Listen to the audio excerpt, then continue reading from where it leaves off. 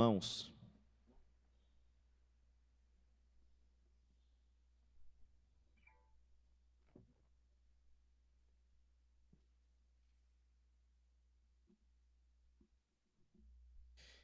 queridos irmãos, nós ouvimos, nós ouvimos aqui na primeira leitura do livro do Gênesis algo que nos ensina, sobretudo, que quando uma pessoa resolve fazer o bem, decide-se por fazer o bem, seguir a Deus, obedecer a Deus, trilhar o caminho de Deus, o caminho da obediência, os efeitos desta obediência, os efeitos desta bondade, os efeitos desta decisão bem tomada de servir a Deus, seguir a Deus, obedecer a Deus, podem trazer benefícios para todas as pessoas do mundo. Foi o que aconteceu com Noé. Deus tinha tomado a decisão de destruir o homem e o resto da criação física, o resto da criação visível.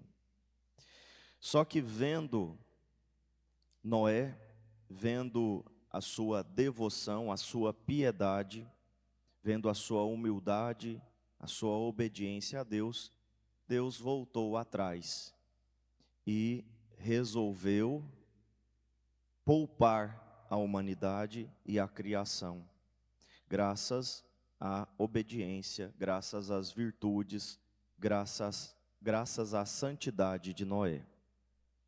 Claro, fica um pouco estranho pensar que Deus vai e volta na sua decisão, porque afinal de contas Ele é Deus, né? E as suas decisões são imutáveis.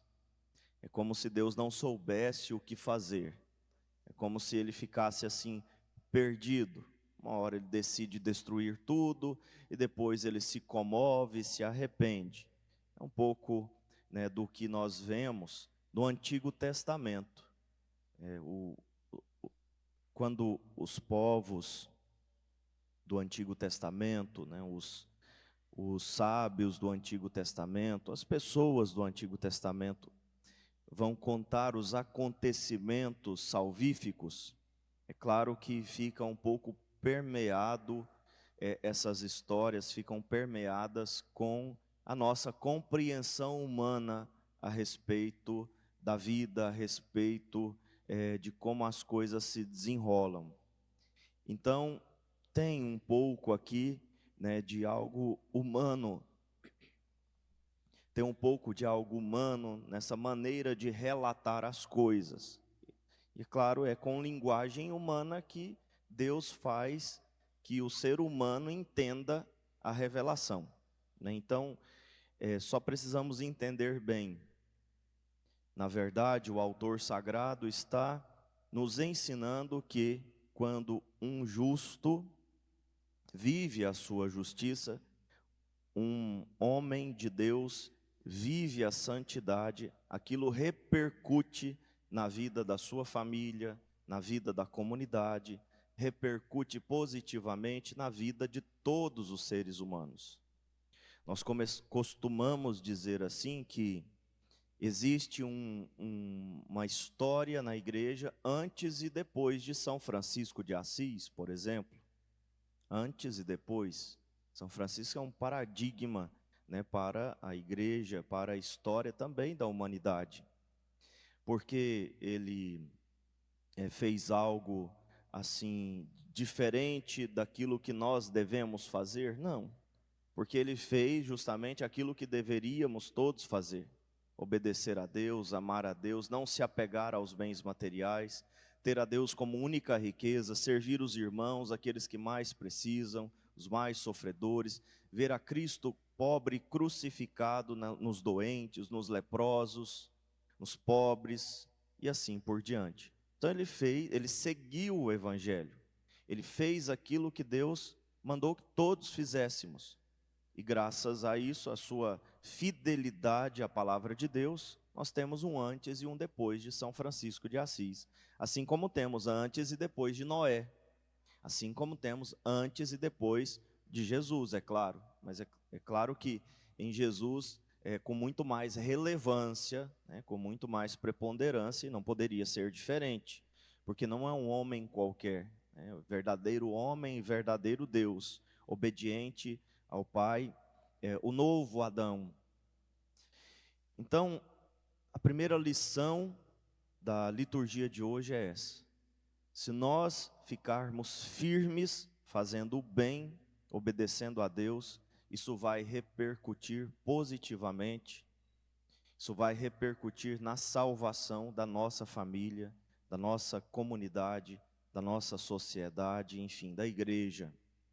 E isso precisa ser claro para nós, ficar claro, porque às vezes a gente se desanima um pouco, pensando que as nossas ações não estão surtindo efeito na vida de ninguém, nem na nossa e nem de ninguém. Eu faço tanto o bem, eu rezo tanto terço, eu ajudo tanto as pessoas, eu vou tanto à missa, eu comungo tanto e o meu marido continua do mesmo jeito. A minha esposa continua do mesmo jeito, os meus filhos não mudam, a minha família não muda. Essa é uma visão que nós nem sempre podemos ter. Nossa visão é limitada. Nós não conseguimos ler os efeitos do bem que nós fazemos. Quem vê isso é Deus. Quem sabe como isso vai perdurar, como isso vai repercutir nos de hoje e nos os de amanhã, é Deus. A gente só precisa fazer o bem. A gente só precisa servir a Deus com piedade, como Noé fez. Acreditando, né, que Deus não vai jogar fora nenhuma ação boa, né, da nossa parte. No Evangelho, Jesus nos ensina que nós devemos tomar cuidado com o fermento dos fariseus e com o fermento de Herodes. Os discípulos pensam que Jesus está se queixando porque eles não levaram pão para a viagem. Tinha um pão para os discípulos, para os apóstolos ali, aquele pequeno grupo que estava com Jesus. Então Jesus está se queixando porque a gente esqueceu de trazer o pão, esquecemos de trazer comida para a viagem. Mas Jesus aproveita essa incompreensão dos apóstolos a respeito do seu ensinamento, que era um ensinamento para além do pão, para além do fermento, né, era um ensinamento para a nossa vida. O fermento aqui representa aquilo que transforma as coisas, aquilo que modifica, né, o trigo e transforma o trigo em pão. Então, temos que tomar cuidado com o fermento de Herodes, com o fermento dos fariseus. Podemos até mudar a palavra com o veneno, né? Com o estilo de vida e de mentalidade, com o jeito de ver as coisas, de pensar. E justamente naquilo que Jesus adverte, eles caem. Eles caem no fermento de Herodes, né? Caem na mentalidade dos fariseus. Ele está dizendo isso porque não temos pão. Quer dizer, tem uma visão puramente materialista da mensagem de Jesus. E Jesus então lembra: quando eu multipliquei o pão e alimentei 5.000 pessoas, quantos cestos sobraram? 12. E aqui o 12 representa a abundância de Deus, representa a generosidade de Deus.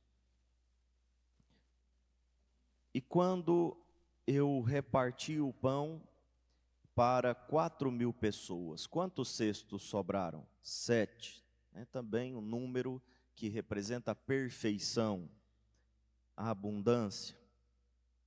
E Jesus disse: e vós ainda não compreendeis? Ou seja, se eu quiser pão, eu multiplico, eu crio, eu transformo. É porque eu sou Deus. Vocês ainda não entenderam que eu tenho o poder de transformar um pão, de multiplicar um pão para alimentar 5.000 pessoas, 10.000 pessoas, quantas pessoas eu quiser, e ainda vai sobrar. Quer dizer, eu tenho poder para isso e muito mais. Tenho poder de sobra, podemos dizer assim. Mas não é isso que eu quero que vocês entendam. Não é isso não é por causa disso que eu quero que vocês me sigam. Não pela abundância, né, de bens materiais que eu posso trazer para a vida de vocês. Não pelos milagres, pelos benefícios temporais. Porque quem comeu esse pão aqui voltou a ter fome depois. Não são os benefícios temporais. Não é a abundância material que nos faz buscar a Deus, né? Por causa dessas coisas, mas por causa daquilo que Ele é. Ele é a perfeição. Ele é aquele que dá com amor e com generosidade. Ele é o Deus dos milagres, né? Usando um jargão assim muito usado hoje em dia, né? Ele é o Deus dos milagres. Nós não podemos buscar a Deus pelos milagres, mas porque Ele é o Deus dos milagres. Ou seja, Ele é o nosso Deus. Ele é aquele que dá com generosidade, com amor, com compaixão, que não deixa ninguém passar fome. E essa mentalidade dos fariseus, a mentalidade de Herodes, que olha para Deus e não vê um Deus de relacionamento, um Deus de relação, mas um Deus que dá as coisas somente, um Deus que faz as coisas somente, um Deus que se dá. É essa mentalidade que nós cristãos devemos ter.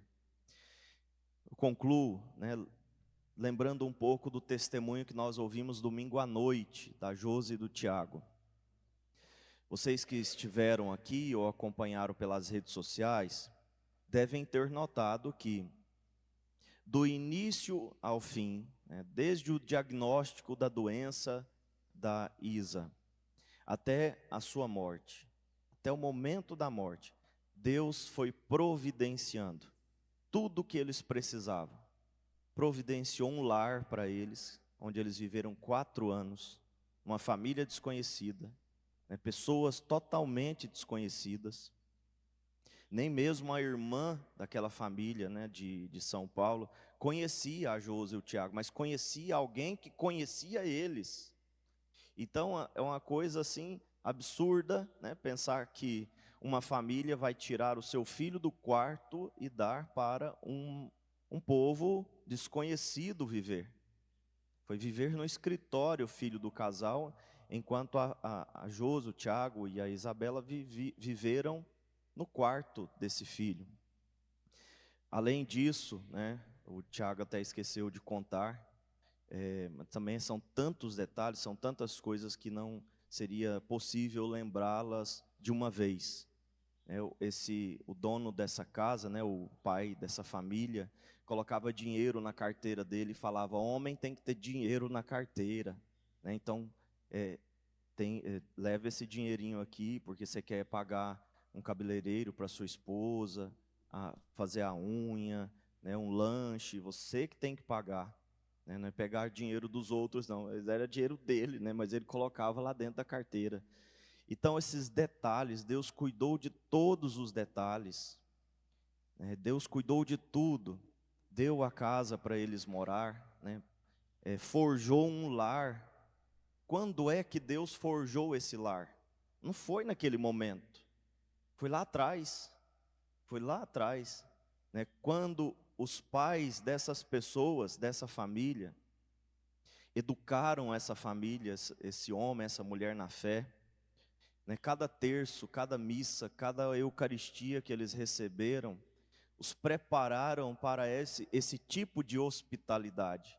Foi pensando na Josi, no Tiago e na Isabela que Deus foi cultivando no coração daquele homem, daquela mulher, a hospitalidade. Veja, a longo prazo, né, Deus pensa em tudo.